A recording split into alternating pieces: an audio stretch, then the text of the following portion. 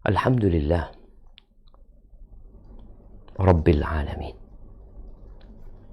Segala puji bagi Allah Jalla Jalaluh. Dialah pencipta alam semesta ini. Dialah pemilik. Dialah yang mengatur. Allah mengutus Rasul-Rasulnya untuk menyampaikan pesan dari Sang Pencipta. Allah menurunkan kitab-kitabnya agar manusia mengetahui jalan yang harus ditempuh. Bagaimana dia menjalani kehidupan ini. Allah memberikan akal kepada manusia agar manusia memikirkan, menghayati apa yang Allah utus dan apa yang Allah turunkan. Tapi sebagian manusia tersesat dalam kehidupan ini. Bukan karena Allah tidak memberikan petunjuk. Bukan karena dia tidak diberi petunjuk. Tapi disebabkan dia mengabaikan dan meninggalkan petunjuk itu. Wa bihi nasta'in ala umurid dunya waddin. Dan hanya kepada Allah kita meminta pertolongan dalam menghadapi urusan dunia kita yang melelahkan dan melatihkan. Dan urusan agama yang terkadang berat hati kita untuk menerima aturan-aturan Sang Pencipta. Berat kaki kita untuk kembali melangkah ke rumah Allah Azza wa Jal, yang padahal di bulan Ramadan kemarin kita begitu semangatnya, begitu dapat merasakan sentuhan-sentuhan yang membuat kita jadi tenang dan damai. Tapi setelah Ramadan berlalu, kita kembali sibuk dengan berbagai aktivitas. Kita jadi galau kembali, jadi cemas, jadi penuh kekhawatiran. Maka kepada Allah kita meminta pertolongan. Wassalatu wassalamu ala sayyidil mursalin wa imamil muttaqin, qaidil ghurril muhajjalin, sayyidina wa maulana Muhammadin wa ala alihi wa ashabihi ajma'in. Ya Allah, semoga salawat dan salam, berkah dan nikmat senantiasa Engkau curahkan untuk hamba kekasih-Mu, untuk baginda Nabi kita Muhammad alaihi salatu wassalam, untuk keluarga beliau, untuk istri-istri beliau, untuk putra-putri beliau, dan untuk seluruh sahabat Nabi. Semoga Allah meridhai kita bersama mereka. Allahumma inna nas'aluka ilman nafi'an wa rizqan tayyiban wa amalan mutaqabbala. Ya Allah, kami memohon kepadamu ilmu yang bermanfaat, yang mendekatkan kami kepadamu, yang membuat kami takut kepadamu, yang membuat kami mau melangkahkan kaki menuju kepadamu. Dan kami memohon kepadamu rizki yang baik dan halal, dan amalan yang diterima. Jamaah rahimakumullah, sebagian mengatakan aku nggak bahagia. Dia semua orang punya pandangan tentang kebahagiaannya. Tapi yang jadi masalah, apakah pandangan dia tentang kebahagiaan itu benar? Sehingga ungkapan dia, pernyataan yang dia sampaikan, dia mengatakan, aku tidak bahagia. Itu benar. Boleh jadi nggak benar gitu. Karena sebagian orang memandang kebahagiaan itu banyaknya harta, luasnya rizki. Dia memandang bahwa orang-orang kaya adalah orang-orang yang bahagia. Dia berpandangan bahwa dirinya menderita karena miskin. Coba aku kaya, aku pasti bahagia. Padahal orang kaya yang dia anggap bahagia, dia juga merasa nggak bahagia. Bahkan boleh jadi dia melihat orang-orang yang hidupnya biasa-biasa aja ya. Mungkin anak buah dia yang bekerja bersama dia, yang berangkat pagi pulang sore, dia lihat nih orang kok kayaknya seneng banget hidupnya. Ada yang berpandangan bahwasanya kebahagiaan itu di anak. Sebelum anak, istri. Sehingga seringkali pertanyaan dinyatakan udah nikah apa belum. Karena dianggap orang yang belum nikah, itu orang itu nggak bahagia. Tapi setelah menikah, apakah pasti bahagia? Berapa banyak kita melihat di pengadilan agama antrian panjang tentang orang-orang menikah yang kemudian dia mengajukan cerai. Ternyata bukan di situ tempat kebahagiaan. Baik. Mungkin mereka nggak punya anak. Coba punya anak, bahagia. Sehingga orang sering ditanya, udah punya anak belum? Udah isi belum? Karena berpikir kalau engkau nggak punya anak, engkau nggak bakalan bahagia.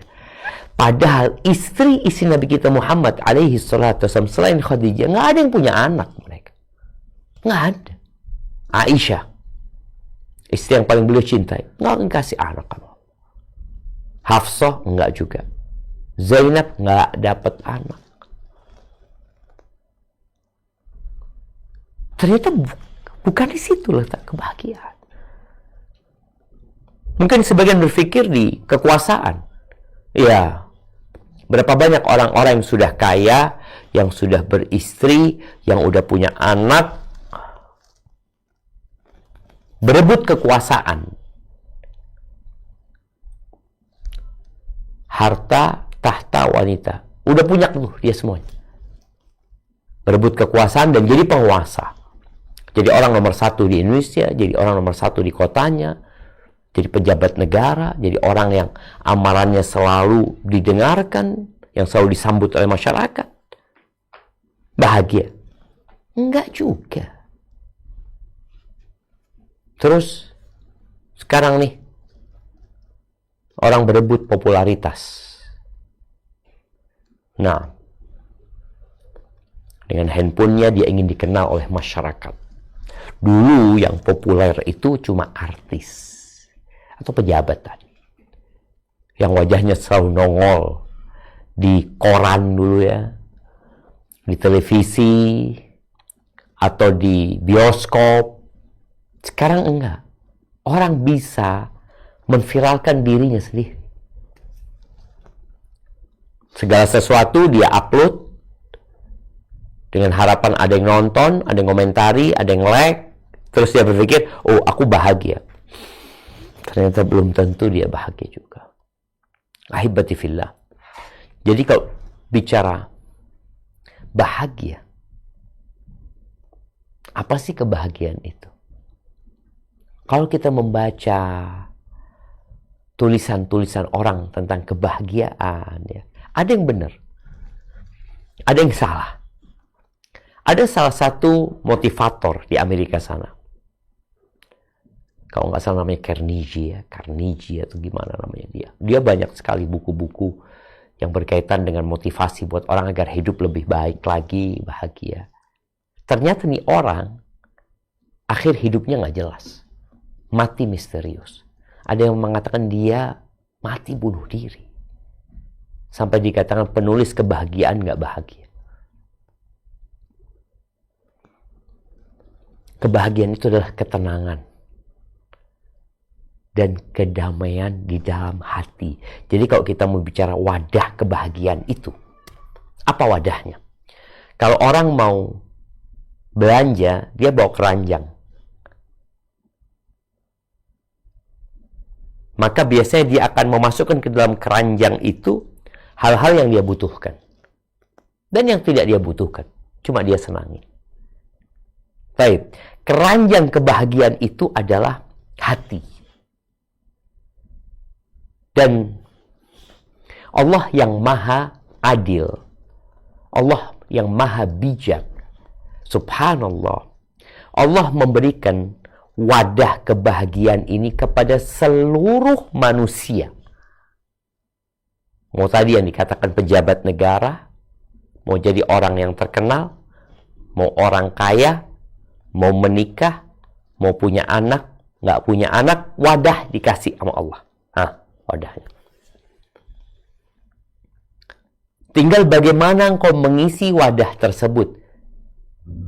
Karena kebahagiaan itu adalah kedamaian, ketentraman yang dirasakan oleh seorang hamba di dalam jiwanya. Walaupun dia sakit, walaupun dia miskin. Kita lihat para utusan Allah. Semakin besar cobaannya, maka semakin besar kebahagiaan mereka. Karena ini bicara tentang bagaimana menyikapi kehidupan ini sebenarnya. Allah Azza wa Jalla berfirman di surat An-Nahl ayat 97. Kita akan baca ayat ini. Naam, tafadhal.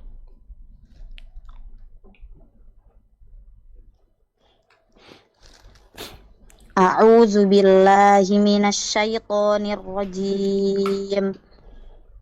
Man 'amila shalihan min dzakarin aw unsa wa huwa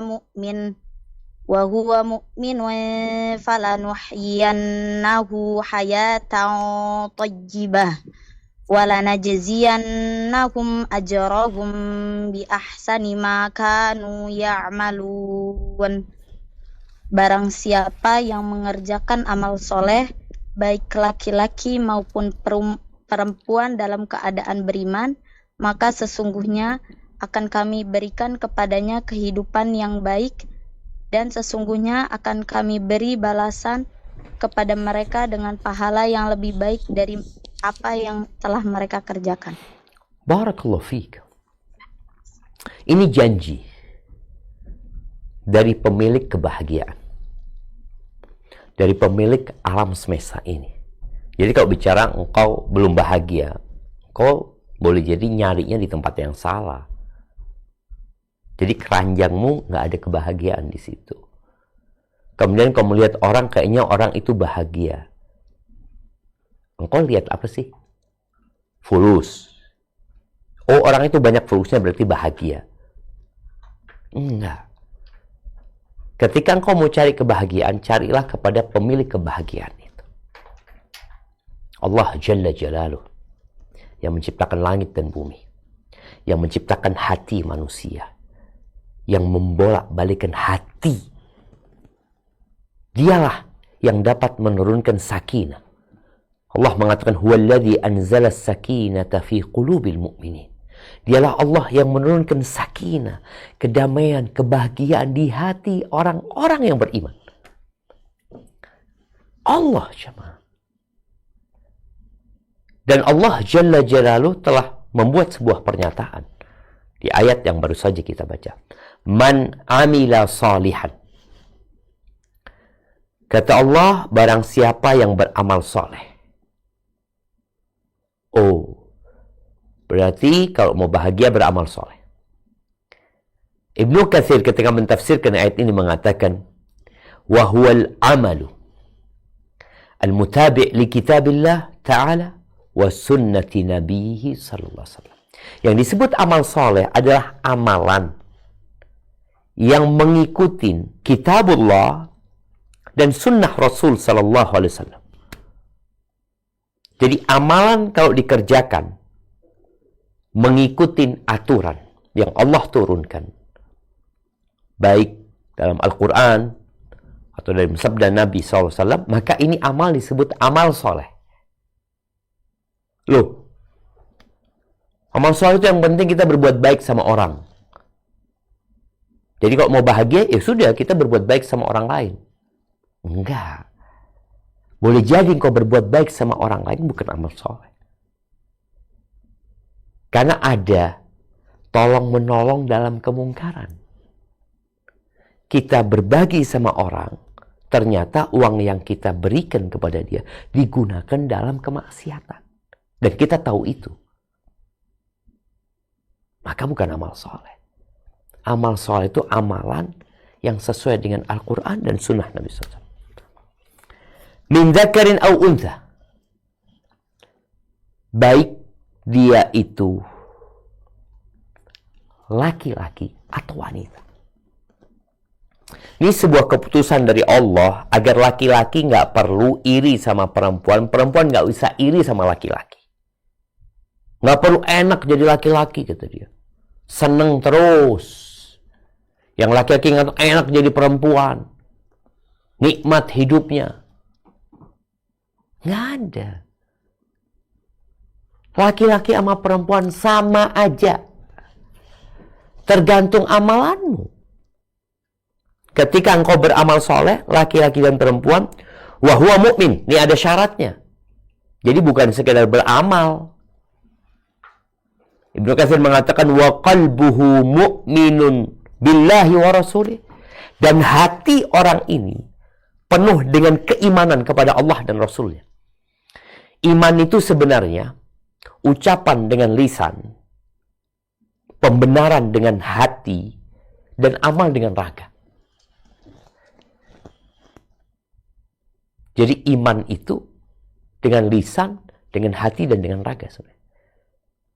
Tapi di sini disebutkan wahuwa mu'min. Ini syaratnya. Sehingga dapat diputuskan siapa saja yang tidak beriman nggak akan pernah bahagia hidup. Loh, kita ngelihat artis-artis luar negeri, orang terkaya di dunia sekarang, seneng banget. Beda. Kesenangan dan kebahagiaan itu beda. Kesenangan itu biasanya sementara, pagi senang, sore susah. Pagi ketawa, sore menangis. Itu senang. Tapi kalau bahagia, nih orang mau susah, mau dalam kondisi mendapatkan nikmat, mau dapat musibah, apapun kondisi dia tetap bahagia. Karena roda dunia berputar. Engkau nggak mungkin di atas terus. Engkau nggak mungkin sehat terus. Engkau nggak mungkin nggak punya masalah. Engkau akan punya masalah. Tapi ketika engkau beramal soleh, beriman, makanya alladzina amanu wa amilus solihat, orang-orang beriman dan beramal soleh, ya. Allah selalu memberikan janji kepada mereka. Apa yang Allah akan berikan? Falanuhyiyannahu hayatan thayyibah. Ketika hati ini penuh dengan keimanan dan raga berusaha untuk menjalankan perintah dan menjauhi larangan, kata Allah, kami benar-benar akan memberikan kepada dia kehidupan yang baik fid dunya. Kata Ibnu Katsir, kehidupan yang baik di dunia Allah akan berikan. Di akhirat, jangan ditanya. Allah akan berikan yang lebih baik di akhirat daripada apa yang dia kerjakan. Dan kalau bicara kehidupan yang baik, ini doa semuanya. Rabbana atina fid dunya hasanah wa fil akhirati hasanah wa qina adzaban nar. Wahai Rabb kami, berikan kepada kami kebahagiaan di dunia, kebaikan di dunia, kebaikan di akhirat, dan selamatkan kami dari api neraka. Tapi sebagian ulama ketika menafsirkan kehidupan yang baik, ya, kehidupan baik ini segala bentuk, ya, ketenangan, ketentraman dia akan dapatkan. Semuanya. Ini janji Allah Azza wa Jalla. Sekali lagi ya, bukan maknanya akan dikasih rezeki yang luas. Berarti kalau orang beramal soleh, beriman, kaya raya. Enggak. Kita lihat bagaimana Nabi Musa dan bagaimana Fir'aun. Kita lihat itu. Bagaimana Qarun dan bagaimana ulama-ulama Bani Israel, miskin mereka. Dan sampai hari ini kalau kita ngelihat orang-orang kaya itu, ya bukan orang-orang yang soleh. Ya. Bukan. Boleh jadi sholat juga enggak. Maka bukan Allah berikan kehidupan yang baik itu engkau dikasih kekayaan. Karena boleh jadi kekayaan yang kau dapatkan jadi adab. Bukan kehidupan yang baik. Di sebuah hadis yang disebutkan kepada Nabi Daud atau kepada Nabi kita Muhammad SAW, di doa itu dikatakan, Allahumma inni a'udzubika min jari su. Ya Allah, aku berlindung kepadamu dari tetangga yang buruk. Wa min zaujin tushayyibuni qabla al-mashib. Dari istri yang membuatku beruban sebelum waktunya. Kemudian, wa min walidin yakunu alayya rabban. Dan aku berlindung dari anak yang jadi penguasa. Tuh anak yang pikirnya jadi faktor kebahagiaan ternyata jadi penguasa buat orang tuanya. Nyuruh-nyuruh orang tuanya, memerintah orang tuanya, mengekang orang tuanya. Wa min malin yakunu alayya adzaban. Dan aku berlindung dari harta yang jadi azab buat aku. Wa min khalil. Dan dari kawan-kawan yang ya mau enaknya aja. Kadang-kadang orang berpikir, ya aku kalau banyak kawannya insya Allah bahagia. Belum tentu.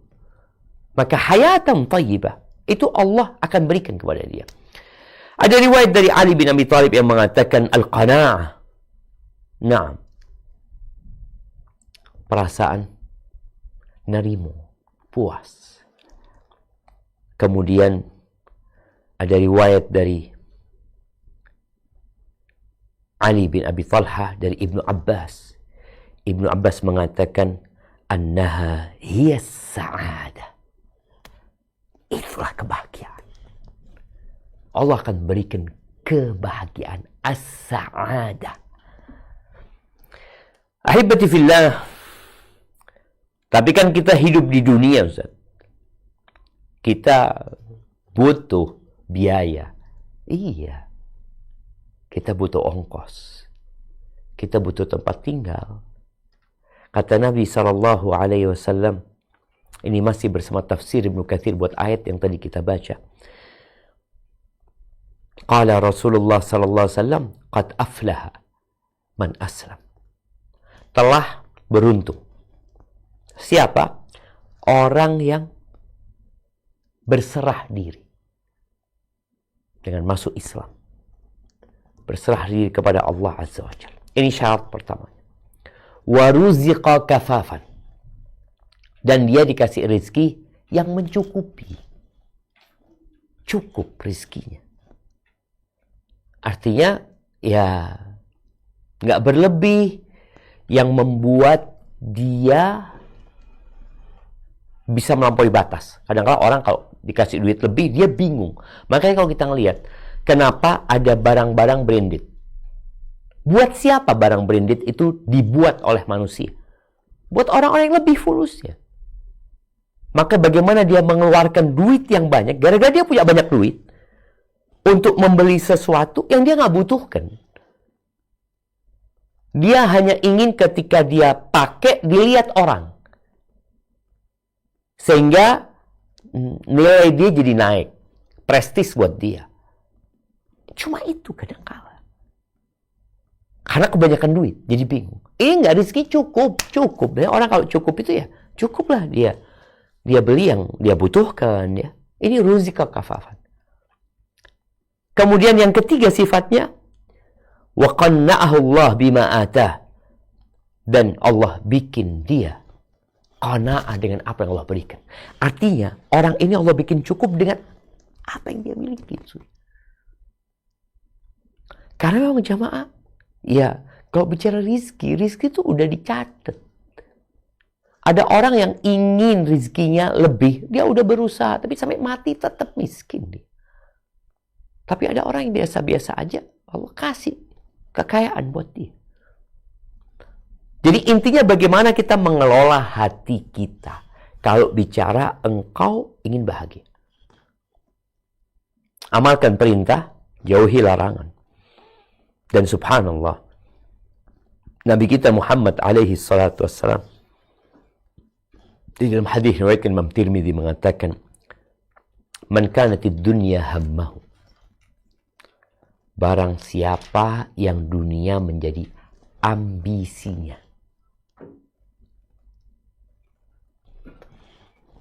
Kalau bicara ambisi dunia, ya biasanya orang kalau cinta dengan sesuatu, ya berambisi dengan sesuatu, dia akan ngomongin tentang dunia terus. Ketika ngobrol, kumpul, jalan-jalan, selalu yang ada fokus dia, ya mobil kayak, ya rumah, ya motor, jam, handphone, tas, baju, sepatu, apalagi.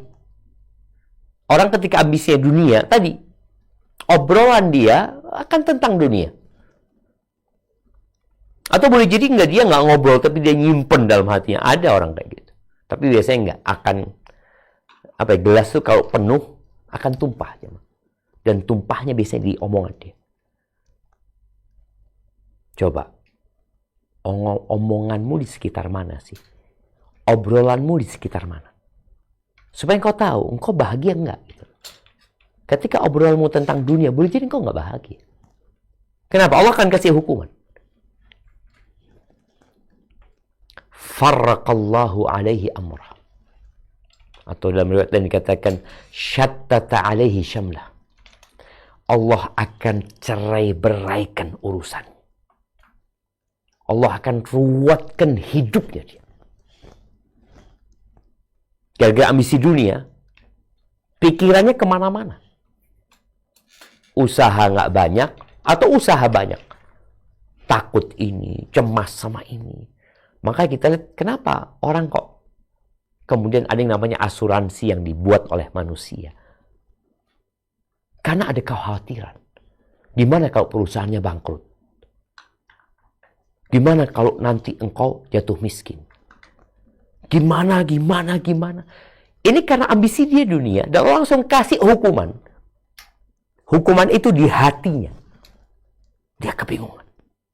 Cemas. Gelisah. Wa ja'ala faqrahu baina 'ainaihi. Allah jadikan ketakutan dengan kefakiran di antara kedua matanya. Kemanapun dia memandang, dia akan takut miskin. Padahal dia duduk di atas kursi emas. Padahal dia punya harta cukup buat 7 turunan. Tapi gara-gara ambisi dunia, dia tetap miskin. Hatinya miskin. Walam ya'tihi minad dunya illa ma kutiba lahu. Tapi dunia yang dia pikirkan, dunia yang menjadi bebannya, itu gak akan datang kepada dia kecuali sudah sesuai dengan takaran. Engkau dapat ya segitu. Walaupun ambisinya sudah membara. Tapi sebaliknya, waman kanatil akhiratu niyatahu aw hammahu. Barang siapa yang akhirat menjadi niatnya. Artinya, aku hidup nggak lama di dunia. Iya. Aku mau punya rumah. Di mana? Ya di akhirat lah. Kan di rumah sudah ada. Aku pengen punya kebun. Di mana? Ya di akhirat sono.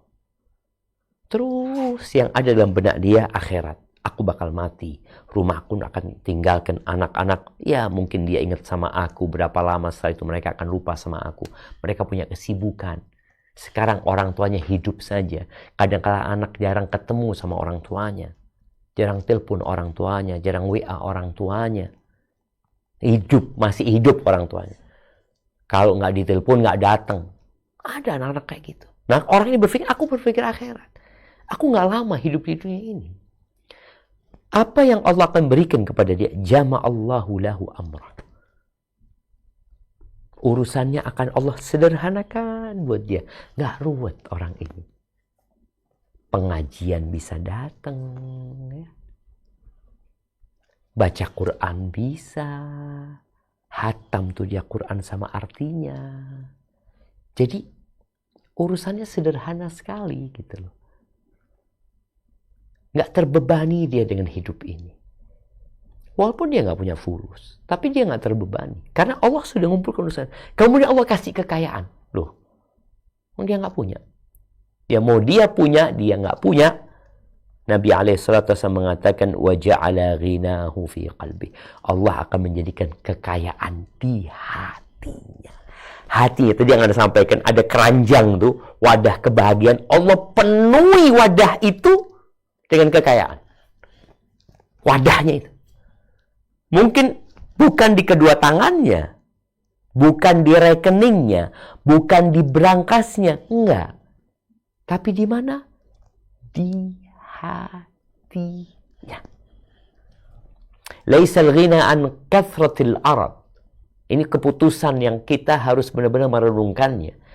Nabi alaihi salatu wasallam mengatakan kekayaan itu bukan dengan banyaknya harta benda. Kekayaan itu bukan dengan banyaknya aset yang kau miliki. Kekayaan itu bukan dengan banyaknya uang yang tersimpan di dalam berangkasmu. Kekayaan itu bukan dengan mobil yang mungkin bermacam-macam di garasi. Enggak. Terus di mana? Walakinnal ghina ghinal qalb.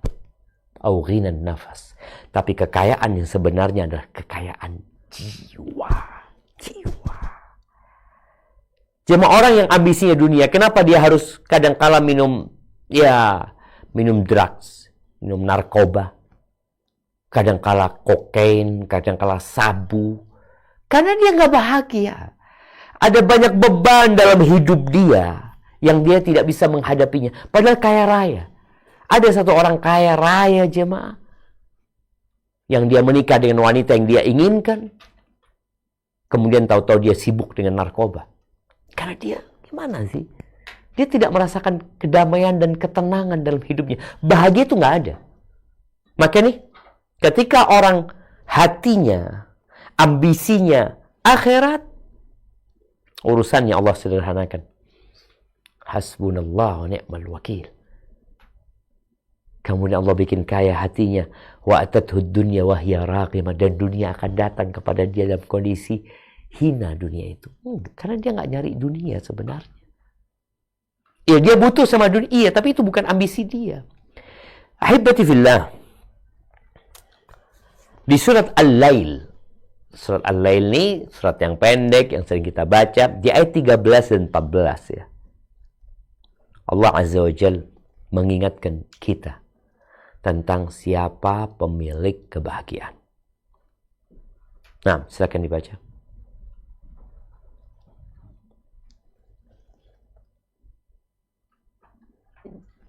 A'udzu billahi minasyaitonir rajim. Wa inna lana lal akhirata wal ula. Fa'anzartukum naran talazza. Dan sesungguhnya kepunyaan kamilah akhirat dan dunia. Maka kami akan memperingatkan kamu dengan neraka yang menyala-nyala. Barakallahu fiik. Milik Allah. Allah bagikan dunia kepada siapa yang Allah kehendaki. Allah bagikan kebahagiaan kepada siapa yang Allah mau. Dan sebenarnya Allah nggak kasih dia. Dan Allah ingatkan. Itu hanya dunia loh. Kalau bicara urusan dunia. Tapi akhirat lebih menakutkan. Di situ ada neraka yang menyala-nyala. Yang ketika seorang dicelup ke sana, dia akan lupa dengan semua kesenangan yang pernah dia rasakan. Dan di situ ada surga. Ketika Allah celup satu celupan kemudian dikeluarkan, dia akan lupa dengan semua kesusahan. Dia capek memang di dunia. Kalau tadi bicara amal soleh, amal soleh mah sholat lagi umpamanya, sholat lagi, puasa, sodako, baca Quran, berangkat haji. Ini bentar lagi nih kita lihat nih umat Islam pada berangkat haji, capek, lelah. Iya. Tapi dalam atau di balik kelelahan dan kelitian ini, di situ ada kebahagiaan karena itu amal soleh dan engkau beriman. Ahibati fillah. Orang yang mengikuti nafsunya, mengikuti syahwatnya, maka dia adalah orang yang paling galau hidupnya. Pedih hatinya, paling suntuk dengan kehidupan. Dia berusaha menghilangkannya dengan berganti syahwat yang lainnya. Maka kita lihat ya, hiburan-hiburan semakin banyak modelnya. Tapi ternyata semakin banyak orang yang sakit jiwanya. Sarana hiburan sekarang ada di tanganmu. Di tanganmu. Dulu orang mau nonton bioskop itu harus keluar rumah, harus beli tiket, kemudian harus berjalan, banyak yang harus dia keluarkan duit, tenaga, dan waktu. Sekarang enggak. Engkau duduk di tempatmu. 1 jam, 2 jam, 10 jam engkau duduk di tempatmu. Engkau bisa menikmati hiburan. Game sekarang kita lihat. Ada orang yang kecanduan game, ada orang yang kecanduan musik, kecanduan joget, kecanduan macam-macam kecanduan itu dibuat. Ini sebagai bukti, nggak ada yang bahagia mereka. Mereka hidup menderita dengan kecanduan itu. Ketika mengikuti syahwatnya, udah selesai. Tapi kan ada syahwat yang halal, Ustaz. Iya. Syahwat yang halal pun nggak boleh berlebihan. Semua yang berlebihan itu bahaya. Makan berlebihan bahaya. Ngobrol berlebihan bahaya. Kemudian bermain berlebihan berbahaya. Olahraga berlebihan berbahaya. Nggak boleh. Maka ahibati fillah, di antara yang perlu kita lakukan khususnya buat teman-teman yang ya dia mungkin berpikir, anak sudah berusaha Ustaz ya beramal soleh, tapi kok kayaknya anak belum dapat tuh yang namanya ketenangan dan kedamaian. Maka boleh jadi karena zikir kita kurang banyak. Zikir kita kurang banyak. Allah Azza wa Jalla berfirman ya, di surat Al-Ahzab ayat 41. Nah, Allah berfirman di surat Al-Ahzab 41. Apa kata Allah?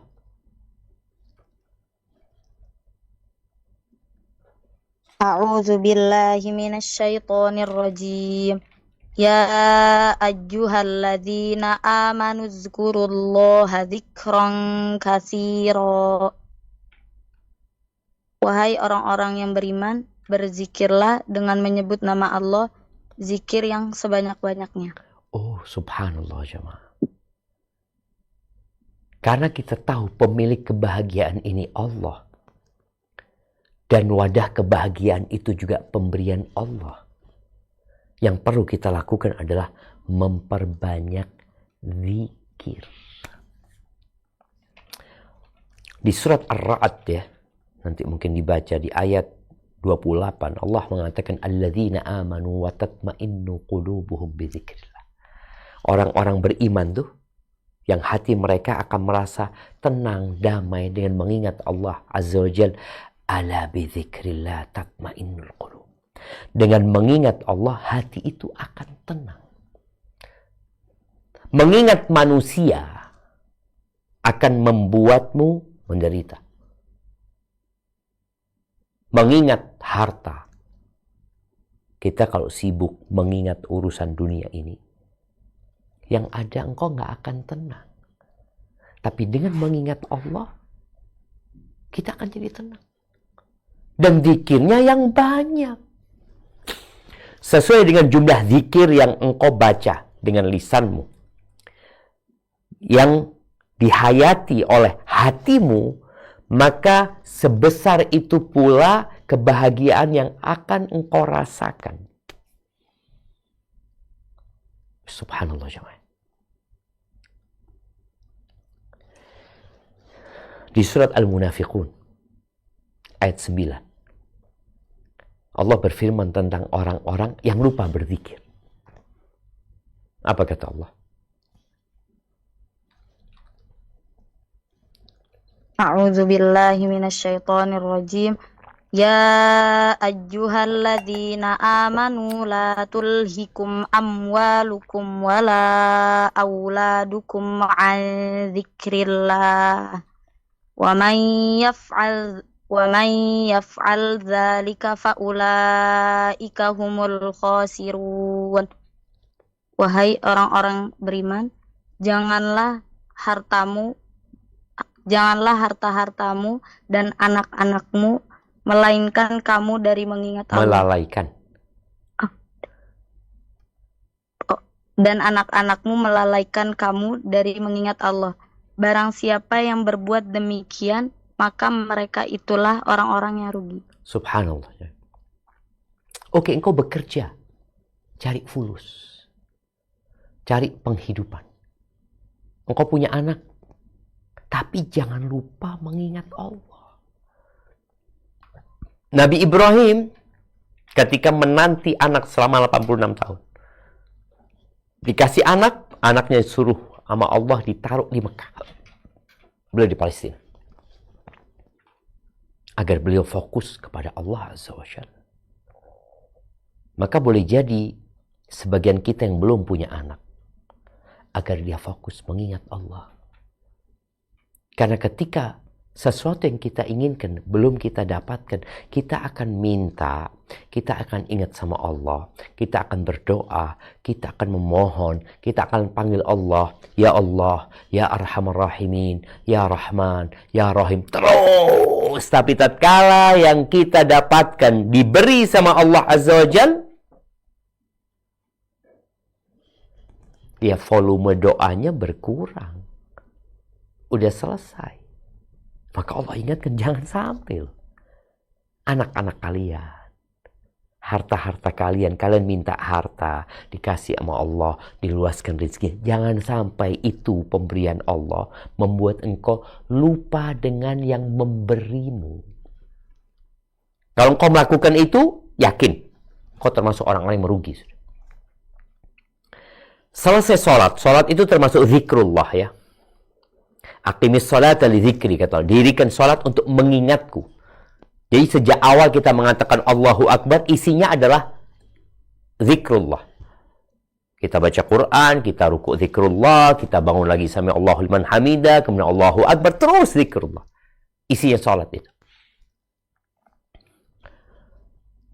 Ketika selesai sholat Jumat itu ada sholat dan ada zikrullah. Sholat itu zikrullah, kemudian ada nasihat. Khatib memberikan nasihat ya. Maka kata Allah, ya ayyuhalladzina amanu idza nudiya lis-shalati min yaumil jumu'ah fas'au ila dzikrillah. Wahai orang-orang beriman, ketika ada panggilan untuk sholat Jumat, maka bersegeralah kalian menuju kepada zikrullah, mengingat Allah. Wadarul bai', tinggalkan bisnis, tinggalkan jual beli, tinggalkan. Dzalikum khairul lakum in kuntum ta'lamun. Itu lebih baik buat kalian kalau kalian ngerti. Itu lebih baik daripada keuntungan yang kalian akan dapatkan dari jual beli kalian, dari pekerjaan kalian. Ini lebih baik. Fa idza qudiyatis shalah, kalau selesai salat, udah selesai salat nih kita, udah selesai dengerin khutbah, udah selesai salat. Ngapain? Kata Allah, fa idza qudiyatis shalah fantashiru fil ardi. Silakan kalian bertebaran di muka bumi ini. Wabtaghu min fadlillah. Kalian ingat mencari karunia Allah.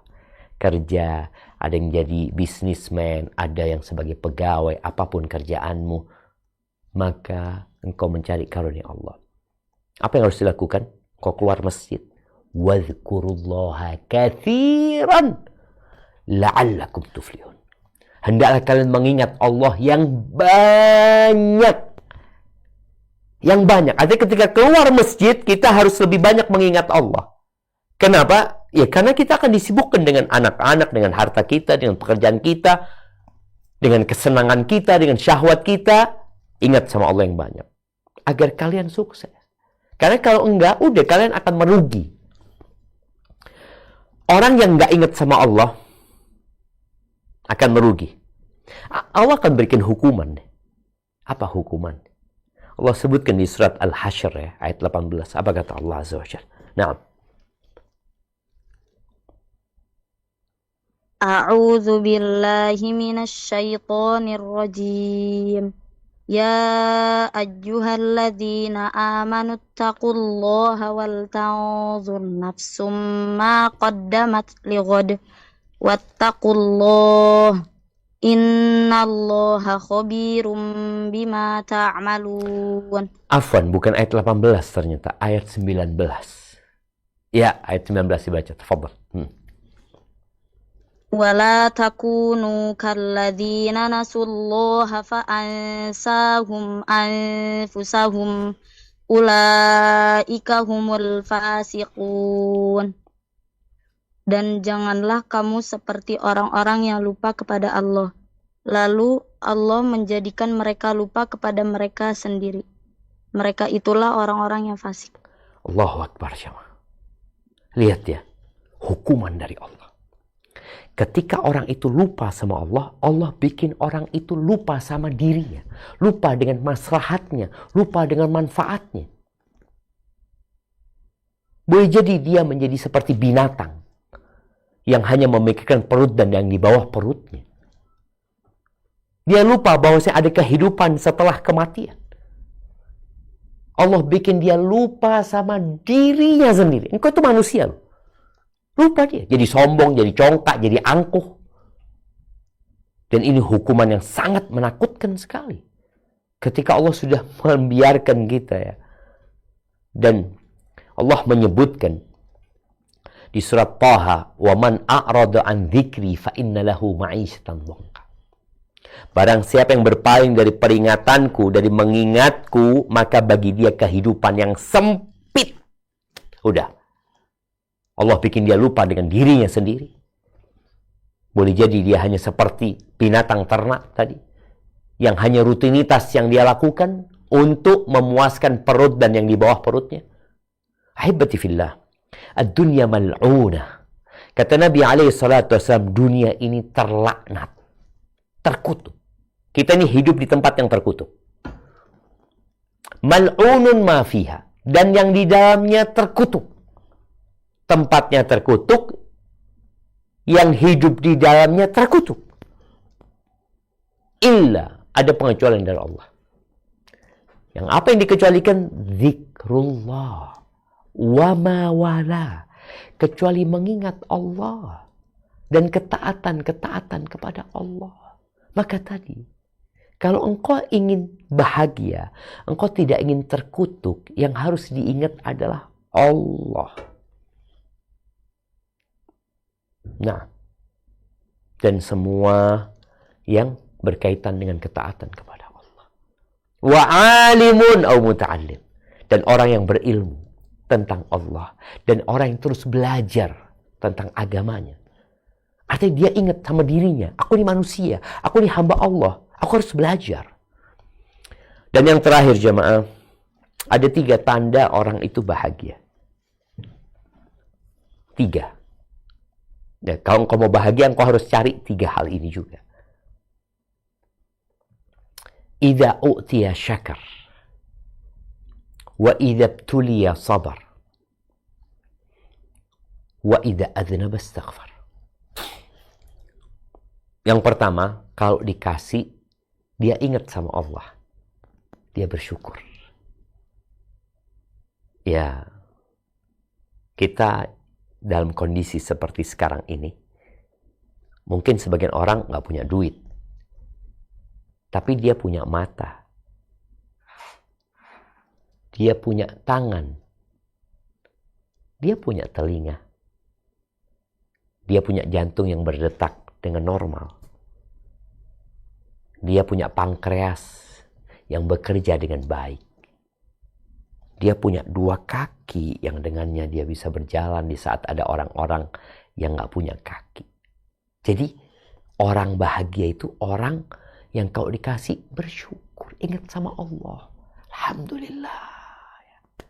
Alhamdulillah. Ini orang bahagia. Oh, tunggu dulu.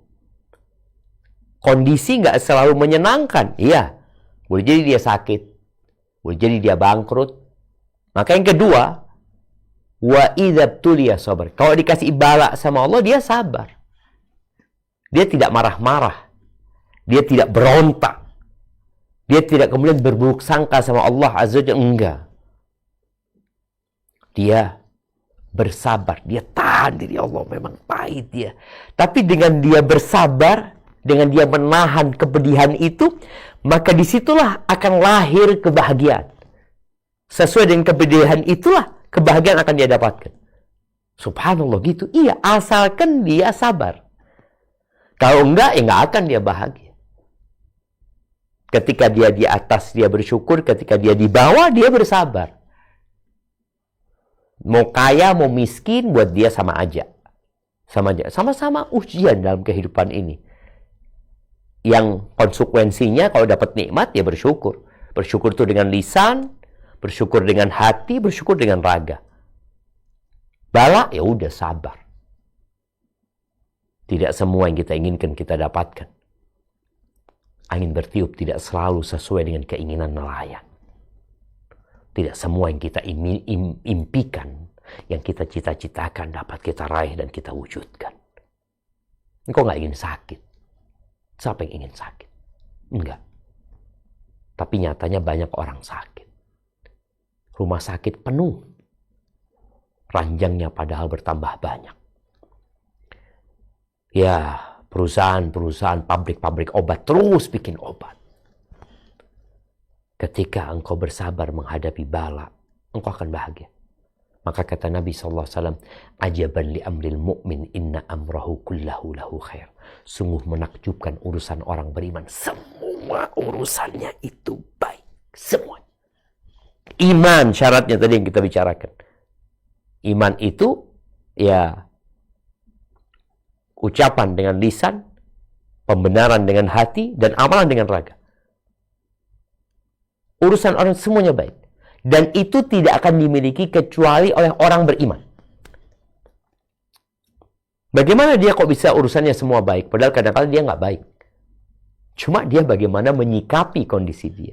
In asabathu sarra syakar, fakana khairan lahu. Ketika dia mendapatkan satu hal yang menyenangkan, dia bersyukur. Maka tuh jadi baik buat dia. Dia jadi bahagia. Karena syukurnya. Bukan karena bicara nikmatnya. Enggak. Karena syukurnya dia menghadapi, menyikapi nikmat itu. Wa in asabathu dharra sabar. Kalau dia mendapatkan satu hal yang tidak menyenangkan dirinya, dia bersabar. Fakana khairan lahu. Dan itu jadi baik buat dia. Karena sabarnya dia menghadapi bala itu. Dan itu tidak dimiliki oleh orang yang tidak beriman. Hanya dengan iman. Dan tadi kita bicara memperbanyak zikrullah, itu juga menambah keimanan ya. Kemudian yang ketiga, karena kita makhluk yang memang kurang diciptakan oleh Allah Azza wa Jalla, kita adalah makhluk pendosa jemaah, yang kita akan berbuat dosa. Maka ketika engkau berbuat dosa, segeralah bertobat, memohon ampun kepada Allah Azza wa Jalla. Kita pasti berbuat dosa. Ahibati fillah, kembali Anda mengingatkan dengan zikir ya. Yang orang kalau banyak berzikir, insya Allah dia akan jauh dari dosa. Karena zikir itu menjadi benteng, menjadi tameng yang akan membuat kita jauh dari dosa. Kita akan selalu ingat sama Allah, semua dari Allah. Kita akan bersabar, kita akan bersyukur, kita akan selalu beristighfar. Dan dalam sebuah hadis qudsi, Allah Azza wa Jalla mengatakan, Ana ma'a abdi, idza huwa dzakarani wa taharrakat bi syafata. Kata Allah, aku akan selalu bersama hambaku ya. Apabila dia mengingatku dan kedua bibirnya bergerak. Zikrullah. Dan Nabi SAW mengatakan, Mathul ladzi yadhkurullah walladzi la yadhkurullah. Atau mathul ladzi yadhkuru rabbahu walladzi la yadhkur rabbahu kamathal hayy wal mayyit. Permisalan orang yang senantiasa mengingat Tuhannya dan orang yang tidak mengingat Tuhannya itu seperti bangkai dan orang hidup. Seperti orang hidup dan orang mati. Artinya ketika engkau banyak mengingat Allah, engkau itu hidup. Dan engkau akan bahagia. Tapi ketika engkau tidak mengingat Allah, engkau mengingat syahwatmu, mengingat duniamu, hartamu, engkau akan jadi bangkai, mati, dan engkau tidak akan bahagia. Barakallahu fiik. Semoga kita dibantu sama Allah Azza wa Jalla. Perbanyak doa. Allahumma a'inni ala zikrika. Ya Allah, bantulah aku untuk mengingatmu. Ya Allah. Wa syukrika, dan bersyukur kepadamu. Wa husni ibadatik, dan ibadah yang benar ya Allah sama engkau. Yang baik. Tapi itu yang dapat Anda sampaikan. Kurang lebihnya mohon maaf. Mungkin kita masuk ke sesi tanya jawab. Anda kembalikan ke host kita hari ini. Jazakillah khair. Jazakallah khair wa barakallahu fiik Ustaz. Kita akan langsung untuk membaca pertanyaan yang masuk dulu, Ustaz. Afwan izin, Ustaz. Pertanyaan pertama, Ustaz. Bismillah, semoga Allah selalu melindungi Ustadz dan keluarga. Ustadz, adik perempuan saya satu-satunya mengalami cobaan berat dan bertubi. Mulai dari KDRT suami, disusul dengan fitnah dari sahabatnya yang menuduh dia mengganggu suaminya, kerjaannya diambil orang lain, hingga anak tunggalnya yang berontak dan meninggalkan dia. Sementara dia adalah perempuan yang agak pendiam, hampir hafal 30 juz, dan dia juga yang menjadi inspirasi saya untuk hijrah sekarang.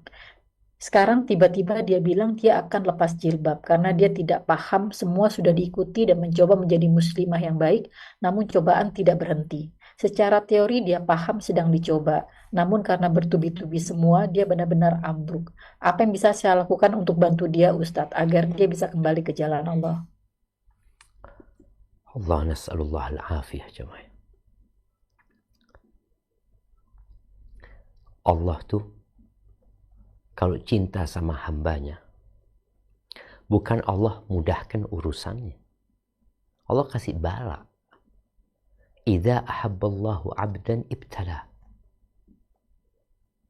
Apabila Allah cinta sama hambanya, Allah akan kasih bala. Faman radhiya falahu ridha. Barang siapa yang ridha dengan ketentuan Allah, dengan bala yang Allah berikan, maka Allah akan ridha sama dia. Wa man sakhita fa alaihi sukhut. Barang siapa yang murka sama Allah, Allah akan murka sama dia. Sepertinya perlu difahamkan kepada saudari anti itu tentang hakikat kehidupan. Allah sudah membuat keputusan juga. Ahasiban nas an yutraku an yaqulu amanna wa hum la yuftanun. Apakah manusia mengira dengan mereka mengatakan kami beriman, saya hijrah, saya sudah meninggalkan kemaksiatan, saya ingin menuju kepada Allah Azza wa Jal, wa hum la yuftanun, kemudian Allah tidak berikan fitnah kepada dia, Allah nggak kasih ujian buat dia. Ketika orang memahami saat dia hijrah, kemudian dia dapat ujian yang bertubi-tubi, di sini harus tumbuh keyakinan, oh ini yang dimaksudkan. Ini yang dimaksud. Bahwa aku akan diuji. Walaqad fatanna alladhina min qablihim fala ya'lamanna Allahu alladhina sadaqu wa la ya'lamanna al-kathibin. Kami, kata Allah, benar-benar telah memberikan fitnah, ujian dan bala kepada orang-orang sebelum mereka. Sehingga nampak mana yang benar-benar beriman dan mana yang pura-pura beriman. Karena ketika seorang ambisinya dunia, kemudian dia mendapatkan bala dan cobaan seperti yang tadi disebutkan, kemudian dia berpikir, aduh aku kayaknya mau lepas jilbab. Ini sebagai bentuk dia berburuk sangka sama Allah. Keputusasaan itu dikarenakan dia nggak kenal sama Allah Azza wa Jalla. Berapa lama sih Allah bikin kau senang hidupnya? Berapa banyak nikmat yang Allah berikan kepadamu? Ketika kita bicara bala, silih berganti. Engkau dikasih dua mata sama Allah, ambil matamu. Enggak. Engkau masih bisa melihat. Allah juga ambil kedua kakimu? Enggak. Allah ambil kedua tangan? Enggak. Allah ambil kecantikanmu? Allah bakar muka? Enggak. Itu tadi disebutkan kan? Bala yang menimpa dia itu, suami KDRT. Oke. Dia difitnah. Kehilangan pekerjaannya. Kemudian dia menganggap ini satu bala yang besar. Ketika engkau memandang kepada orang-orang yang hidup dalam penderitaan, engkau akan tahu. Ada orang yang dari lahir nggak melihat. Dari lahir dia nggak bisa melihat. Engkau bisa melihat. Maka ingatkan dia dengan nikmat Allah. Ingatkan dia dengan hakikat kehidupan ini. Ingatkan bahwa setiap bala yang datang kepadanya itu untuk menghapuskan dosanya dan mengangkat derajatnya. Dan sampaikan boleh jadi dia punya kedudukan tinggi di surga Allah Azza wa Jal yang tidak bisa dicapai dengan amalannya. Kata Nabi SAW, kalau Allah sudah tetapkan kedudukan yang tinggi buat seorang hamba yang nggak bisa dicapai dengan amalannya, Allah akan kasih dia bala di dirinya, di anaknya, di keluarganya. Maka terkadang orang itu lupa dengan nikmat Allah. Atau kadang-kala dia merasa berjasa kepada Allah. Aku ini udah bener. Aku ini udah taat. Kok aku dikasih ujian kayak gini sama Allah? Loh, engkau lihat para nabi. Dikasih bala begitu banyaknya. Itu nabi Allah. Dan perlu juga ditumbuhkan di dalam hati saudari itu bahwasanya bala itu sudah ditakar. Engkau pasti bisa menghadapinya. Kalau engkau nggak mampu, Allah nggak akan kasih. Allah itu lebih sayang sama kita daripada orang tua kita. Allah itu lebih sayang kepada kita daripada diri kita sendiri. Barakallahu fiik. Dan sambil didoakan terus ya, semoga Allah menguatkan dirinya, ajak dia kajian, ajak dia ketemu sama orang-orang soleh, ajak dia ke tempat-tempat bencana, ajak dia melihat orang yang balatnya lebih dahsyat daripada dia, sehingga dia menjadi sadar kalau ternyata nikmat Allah tuh banyak sebenarnya. Hadza wallahu a'lam bissawab. Barakallahu fikum Ustaz. Pertanyaan berikutnya Ustaz, ini mungkin terkait dengan penjelasan Ustaz tadi.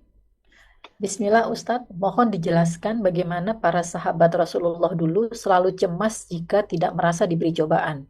Afwan Ustaz, saya merasa selama ini menjalankan hidup datar-datar baik-baik saja. Meski tidak berlebih, saya merasa rezeki cukup. Kalaupun ada 1-2 masalah, alhamdulillah saya merasa tidak berat dan melaluinya dengan biasa. Saya sudah hampir 40 tahun. Saya khawatir apakah Allah tidak sayang dengan saya, atau apakah akan ada nanti cobaan yang super berat Ustadz untuk saya di depan. Masya Allah, barakallahu fiik. Nah. Iya, jadi kalau tadi katakan para sahabat,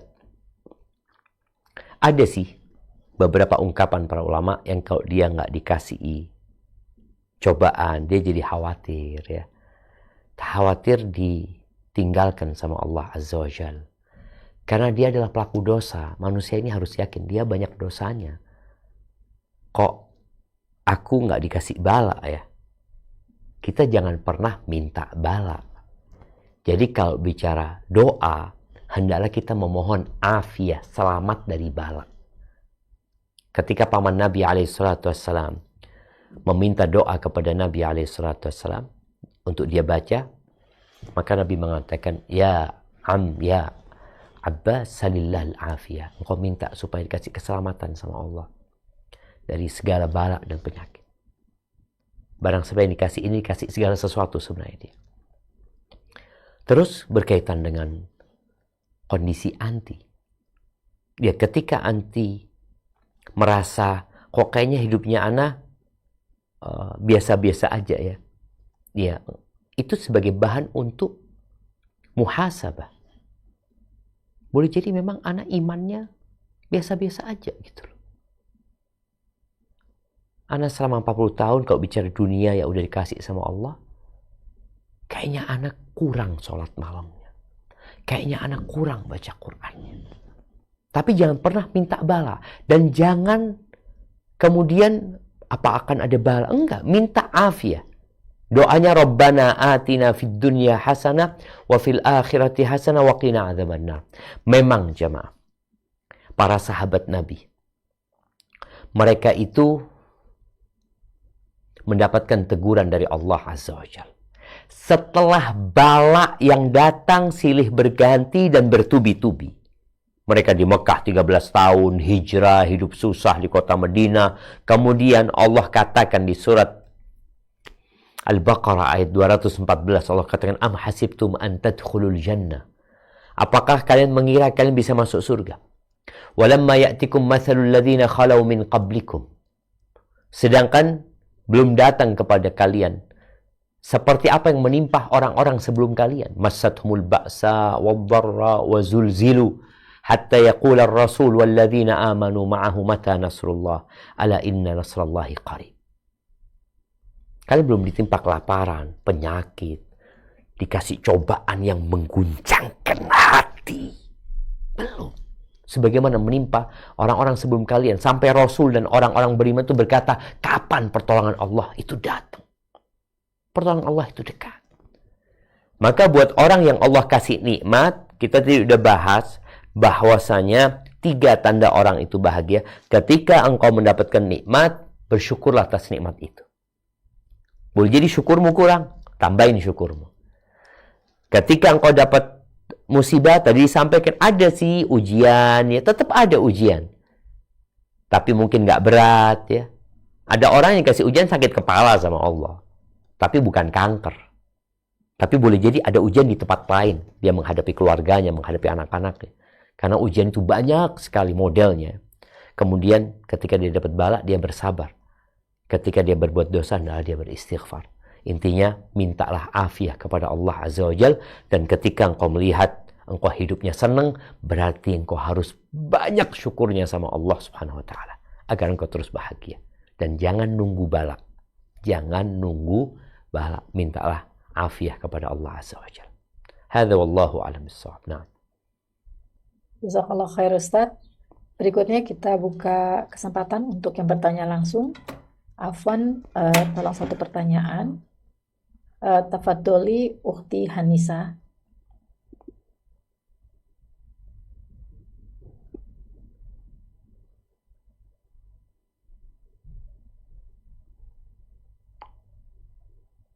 Assalamualaikum warahmatullahi wabarakatuh. Hayakallahu khair, barakallahu fikum Ustaz. Izin bertanya Ustaz. Sudah hampir genap 2 semester Ana melanjutkan perkuliahan S2 dengan ilmu umum Ustaz. Yang mana itu bukan ilmu agama. Ana menjalani kuliah ini dengan ridha dan dukungan penuh dari suami dengan niat agar Ana bisa menjadi salah satu tenaga pendidik atau dosen nantinya Ustaz. Karena Ana berpikir dengan menjadi pengajar, pengajarlah merupakan pekerjaan dunia yang Ana pikir paling berat timbangan amalnya yang bisa Ana jalani, dan semoga Allah senantiasa menjaga niat Ana. Nah, 1 semester belakangan itu berjalan dengan baik, alhamdulillah. Tapi akhir-akhir ini Ana merasa sangat lelah gitu dengan tugas-tugas kuliah dan tanggung jawab rumah tangga. Kadang emosi Ana tuh jadi tidak stabil, terutama dengan anak. Ana sempat berpikir untuk cuti atau bahkan menghentikan pendidikan ini, Ustaz. Karena Ana berpikir, apa jangan-jangan ini tanda dari Allah kalau ini bukan yang terbaik. Barangkali karena Ana mendahulukan ilmu umum dibandingkan ilmu agama. Tapi kemarin Ana juga mendengar kajian dari ustadz kita yang lain bahwa pada saat itu beliau berbagi ilmu tentang Nabi Idris, di mana hikmahnya, salah satu hikmah Nabi Idris itu adalah bolehnya mempelajari ilmu umum. Bahkan Nabi Idris alaihissalam itu merupakan seorang penjahit pakaian seperti itu. Nah, karena hal itu Ana sadar, kalau misalkan Ana berhenti sekarang, bisa jadi nanti ada penyesalan di diri Ana, begitu Ustaz. Karena insya Allah, bismillah, mudah-mudahan hanya 2 semester lagi yang harus Ana jalani. Ana diskusi sama suami, dan suami juga sepakat dengan kemungkinan penyesalan yang mungkin kami akan alami gitu. Akhirnya kami sepakat untuk meminta bantuan dari orang lain ya, seperti asisten rumah tangga dan yang mengurusi urusan domestik dan juga membantu Ana dalam menjaga anak saat ini, Ustaz. Bagaimana sebaiknya ya Ustaz? Apakah ini merupakan ujian dalam menjalani pendidikan? Bagaimana Ana memahami suatu kesulitan itu memang ujian dari Allah, atau memang kesulitan yang Ana alami saat ini merupakan tanda untuk berhenti? Atau ini tanda kalau Ana nggak sabar dengan ujian dari Allah itu, Ustaz? Afwan, Ana mau tanya, tujuan anti belajar itu apa? Ambisi anti apa sih sebenarnya? Sebenarnya Ana ingin menjalankan pendidikan ini memang ada salah satu tujuannya itu untuk menjadi dosen begitu, Ustaz. Karena memang untuk menjadi dosen di Indonesia kan minimalnya pendidikannya S2 begitu, Ustaz. Enggak, iya, tujuan jadi dosen itu mau nyari apa anti sebenarnya? Mau cari apa? Ya. Supaya lebih berdaya begitu, Ustaz. Supaya lebih berdaya dan itu juga didukung oleh suami. Nah, iya, enggak.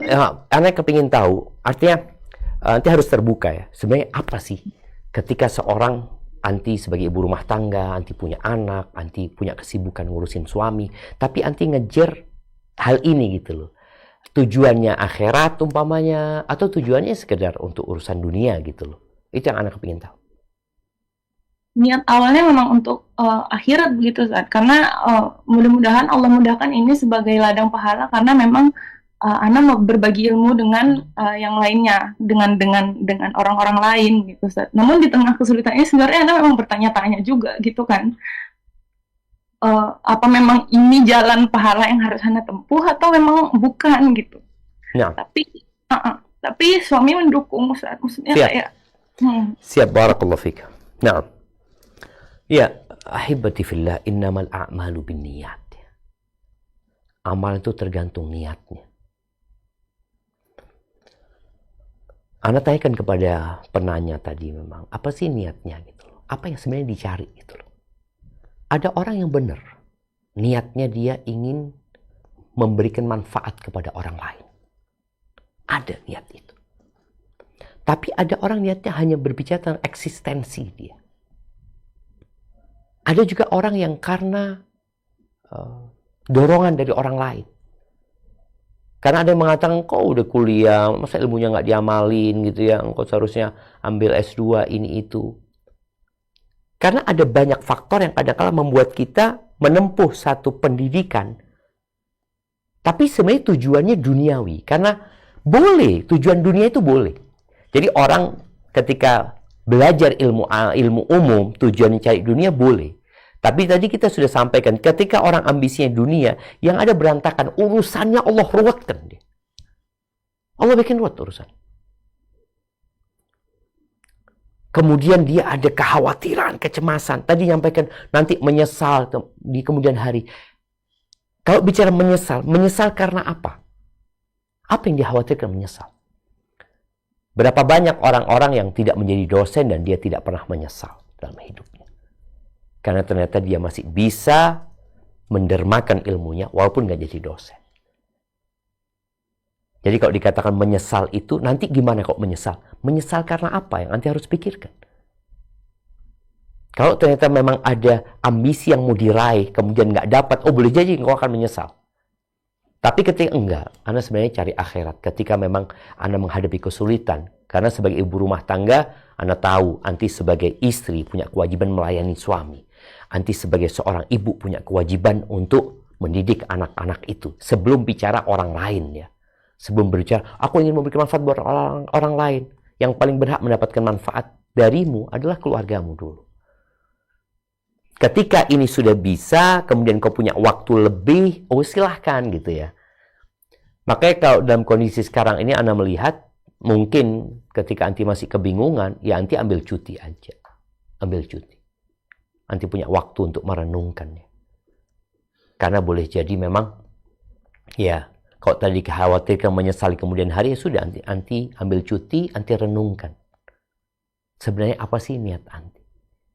Apakah benar ketika Anda menjadi dosen, Allah akan ridho sama Anda? Apakah ilmu yang Anda akan ajarkan memang ilmu yang sangat penting buat masyarakat? Atau ketika Anda tidak mengajarkan, akan ada orang lain yang mengajarkan ilmu tersebut? Anda mungkin mengambil bagian dalam kehidupan ini, ya di tempat lain umpamanya. Itu mungkin, jadi nasihat Anda untuk saat ini, mungkin nanti ambil cuti, jangan berpikir untuk melanjutkan terlebih dahulu, yang boleh jadi menyesal juga karena nggak selesai juga nantinya. Karena kondisi anti sekarang sedang tidak baik-baik saja. Dan alhamdulillah di perkuliahan ada kesempatan untuk cuti. Apalagi tadi sekali lagi anti sebagai seorang istri, sebagai seorang ibu ya. Semoga dengan anti mengambil cuti itu nanti ada keputusan yang final ya di akhirnya. Hadza wallahu a'lam bissawab. Nah. Jazakallah khair Ustaz. Pertanyaan berikutnya. Bismillahirrahmanirrahim. Ustadz izin bertanya. Ana didiagnosa depresi berat dengan tingkat resiko bunuh diri yang tinggi oleh psikiater. Keadaan Ana memburuk di 2 tahun terakhir ini. Tak lagi merasa sedih, tapi juga tak merasa bahagia. Ana merasa putus asa tanpa alasan dan kehilangan harapan untuk hidup. Mohon nasihatnya Ustadz agar Ana bisa bertahan dan tidak mengakhiri diri sendiri. Ini mungkin ada juga Ustadz yang mirip juga. Kalau yang satu lagi case-nya adalah Ukti ini kehilangan bayi dalam kandungannya 3 tahun yang lalu. Bayi tersebut sudah ditunggu setelah 10 tahun. Dan sampai saat ini Ukti ini merasa selalu sedih dan bertahan untuk tidak bunuh diri karena mengingat hukuman dari Allah saja gitu. Mohon nasihatnya Ustadz. Barakallahu fiik ya. Ahibati fillah. Yang pertama berkaitan dengan orang-orang yang depresi, orang-orang yang mungkin merasa dia nggak bahagia, mungkin dia ditimpa kesedihan, dia merasa cobaan dia terlalu berat ya. Hal ini biasanya muncul karena dia lupa sama Allah. Yang dikhawatirkan Allah membuat dia lupa sama dirinya sendiri. Orang yang bunuh diri, Allah bikin dia lupa sama dirinya sendiri. Akhirnya dia mengakhiri hidupnya dengan bunuh diri. Dia pikir selesai bunuh diri. Enggak. Ini yang pertama, maka perbanyaklah zikrullah ya. Kemudian yang kedua, ketika tadi dia merasa ujian dia terlalu berat ya. Ada lagi yang tadi dikatakan sudah dalam kondisi nggak bahagia, nggak sedih juga, ada potensi untuk bunuh diri. Cobalah engkau berangkat ke tempat-tempat yang engkau bisa mendermakan dirimu di sana. Engkau dermakan dirimu, bukan engkau bunuh dirimu. Engkau berangkat ke tempat itu, tempat bencana, engkau berangkat jadi relawan umpamanya. Bantu-bantu yang ada. Ada banyak pekerjaan yang bisa engkau kerjakan. Kadang-kadang rutinitas membuat engkau jadi jenuh. Coba engkau lakukan kegiatan yang baru. Apa sih? Banyak sekali kegiatan-kegiatan itu. Ada orang jualan apa? Dermak, aku mau bantuin di sini. Oh, kita nggak butuh pembantu, kita soalnya udah cukup. Enggak, aku cuma mau bantu, aku nggak mau gaji. Jadi lakukan aktivitas-aktivitas yang bermanfaat. Tadi salah satu yang kau harus lihat orang-orang yang bencananya lebih besar. Engkau bisa jadi relawan di sana. Kemudian dengan cara engkau melakukan aktivitas baru. Aktivitas baru apa ya? Bercocok tanam. Boleh jadi. Engkau beli vas atau sekarang ada polybag atau apa. Lakukan kegiatan. Umar bin Khattab radhiyallahu anhu mengatakan, ini la akrah an arasyab sabahlal. Aku tuh benci sekali. Aku membenci kalau ngelihat seorang itu nganggur. La fi amalid dunya wala fi amalil akhirah. Tidak dia mengamalkan urusan dunia, tidak urusan akhirat juga. Maka tadi buat yang bertanya dan buat setiap kita, lakukan kegiatan yang positif, yang bukan rutinitas. Sekali lagi yang bukan rutinitas. Agar otak kita itu bergerak ya. Agar hati kita, orang itu kalau mendapatkan sesuatu yang baru ya, biasanya dia akan berubah. Sampai ada diceritakan seorang perempuan ya, yang awalnya dia depresi, dia harus minum obat selalu. Kemudian tahu-tahu diceritakan di situ dia naik ke loteng rumahnya, kotor loteng itu. Dia bersihkan, tidak pernah dia bersihkan. Setelah dia bersihkan, dia kemudian berpikir, oh aku mau tanam sesuatu. Dia punya satu pot ya, dia mulai tanam di sesuatu pohon di situ. Ternyata pohonnya setelah sepekan mati. Dia mulai berpikir, kenapa ini kok mati ya? Dalam proses itu dia mulai lupa sama obatnya. Karena dia memikirkan sesuatu yang lain. Maka tadi, jangan berkutat di rutinitas yang sudah biasa dilakukan. Ada banyak kebaikan yang bisa kita lakukan. Maka tadi, lakukan kebaikan-kebaikan itu, datang ke rumahnya tetangga, datang ke masjid. Apa yang bisa kau kerjakan. Ada keluarga yang punya toko, aku mungkin bantu di tokomu. Pokoknya jangan berkutat di rutinitas yang membuatmu jadi tadi nggak sedih wala apa. Selain yang pertama memperbanyak zikrullah tabaraka wa ta'ala. Hadza wallahu a'lam bissawab. Nah. Afwan Ustadz, ini ada tambahan lagi dari yang penanya tadi. Apakah boleh menghindar dari masalah dengan misalnya meninggalkan rumah dan semua kehidupan dan tinggal di pesantren, hanya beribadah di sana untuk menenangkan diri, jadi menjauh dari orang-orang yang kita kenal gitu Ustaz? Barakallahu fiik. Kalau bicara boleh saja jemaah. Artinya bumi Allah ini luas ya. Bumi Allah ini luas. Tatkala engkau di satu tempat, Allah mengatakan inna ardallahi wasi'ah. Bumi Allah itu luas. Ketika engkau di satu tempat tadi merasa tidak bisa menermarkan diri, hidup dalam hiruk pikuk dunia yang hanya menyebabkan hatimu semakin sempit, engkau kemudian berpikir, aku kayaknya perlu untuk menenangkan diri. Boleh. Berangkat ke pesantren umpamanya. Engkau ke sana, udah, apa yang bisa aku lakukan, aku lakukan. Mau jadi tukang bersih-bersih, mau jadi membantu di dapur, apa, lakukan hal itu. Karena memang ketika orang berada di satu tempat, dan di tempat itu rutinitas dia menyebabkan dia jenuh dengan kehidupan ini, maka dia harus cari tantangan. Ya. Tapi tantangan yang diperbolehkan dalam agama. Maka diperbolehkan kalau dikatakan seorang, kayaknya aku mau ninggalkan rumah dulu ya, aku mau ke pesantren, aku kepingin fokus belajar di situ, semoga beban ini jadi hilang.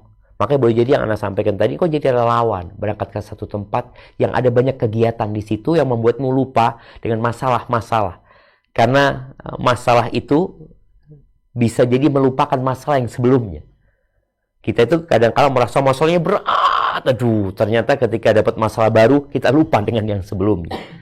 Jadi mudah-mudahan dengan dia melakukan aktivitas yang berguna dan bermanfaat di tempat lain, semoga itu membuat dia jadi lebih bahagia. Tapi intinya tadi, karena bahagia itu sebenarnya tadi, tandanya dia bersyukur, dia bersabar, dan dia beristighfar.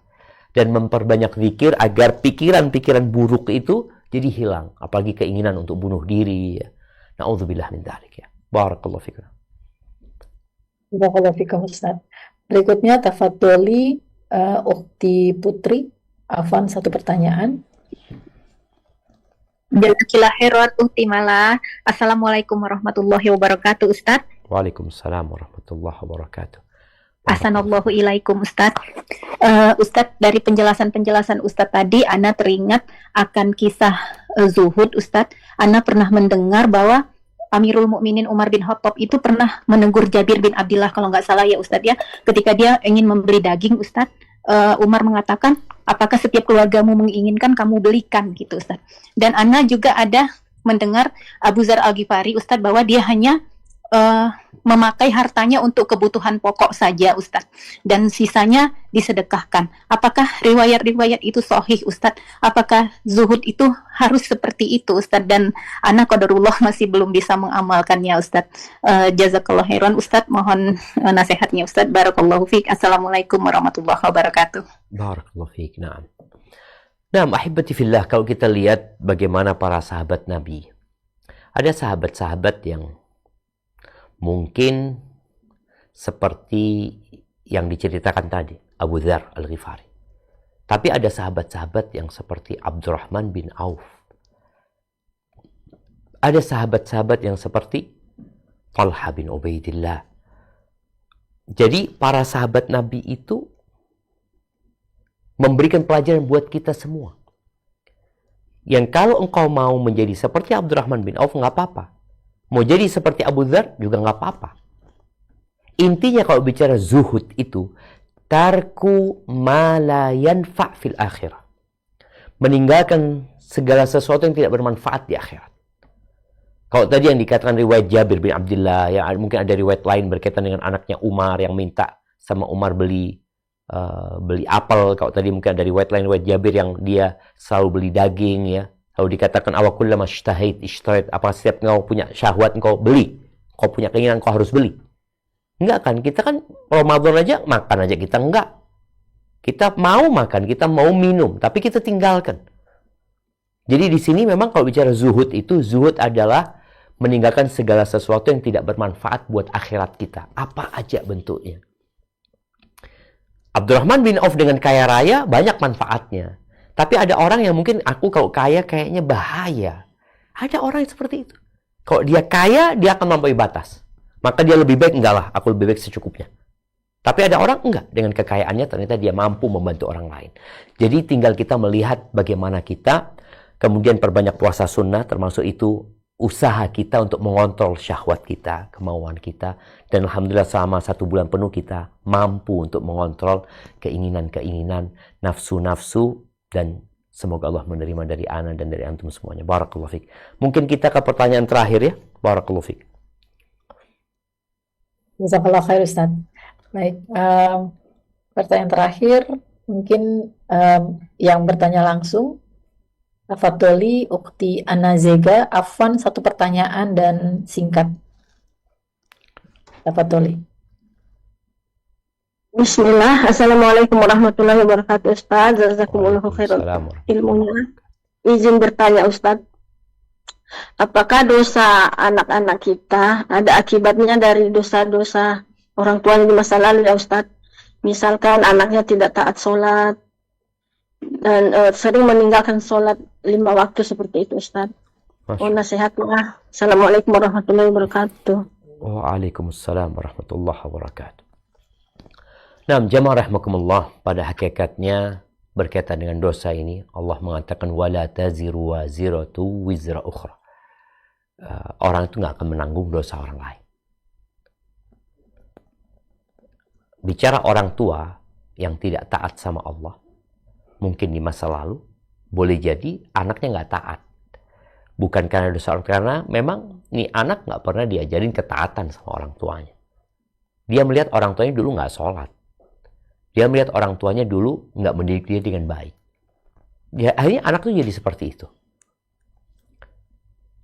Maka orang tua hendaklah fokus kepada memperbaiki diri sebelum memperbaiki anaknya. Nabi Nuh alaihissalam punya anak musyrik.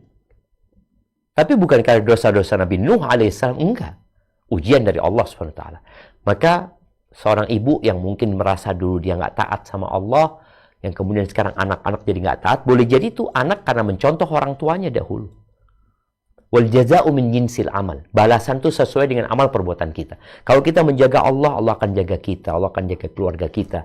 Bagaimana cerita Nabi Musa dan Khadir ketika memperbaiki bangunan ya, yang hendak roboh. Lalu cerita Khadir bahwasanya bangunan itu milik 2 anak yatim di kota.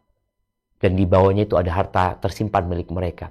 Wa kana abuhuma salihah. Bapaknya anak itu orang soleh. Akhirnya Allah jaga di anak-anaknya. Maka kita berusaha semaksimal mungkin untuk memperbaiki diri kita. Dengan harapan Allah menjaga anak-anak kita. Dengan harapan Allah memberikan hidayah dan petunjuk kepada anak kita. Dan ketika kita punya masa lalu yang buruk, kemudian kita punya anak mungkin yang nggak baik, maka fokus kita beristighfar, mohon ampun kepada Allah. Kemudian kita juga fokus minta maaf sama anak kita. Minta maaf ya, Abah dulu mungkin nggak memberikan contoh yang baik. Ibu juga seperti itu. Dengan harapan anaknya sadar bahwa ibunya ini dulu nggak benar waktu seperti itu gitu. Sehingga harapannya anaknya menjadi lebih baik. Tapi setelah kita menjalankan tugas kita dengan maksimal, maka kita berdoa memohon kepada Allah agar Allah memberikan hidayah. Barakallahu fiik jamaah. Jadi kalau bicara kebahagiaan, ingat. Kebahagiaan itu milik Allah Azza wa Jalla. Dan Allah sudah kasih kita wadah.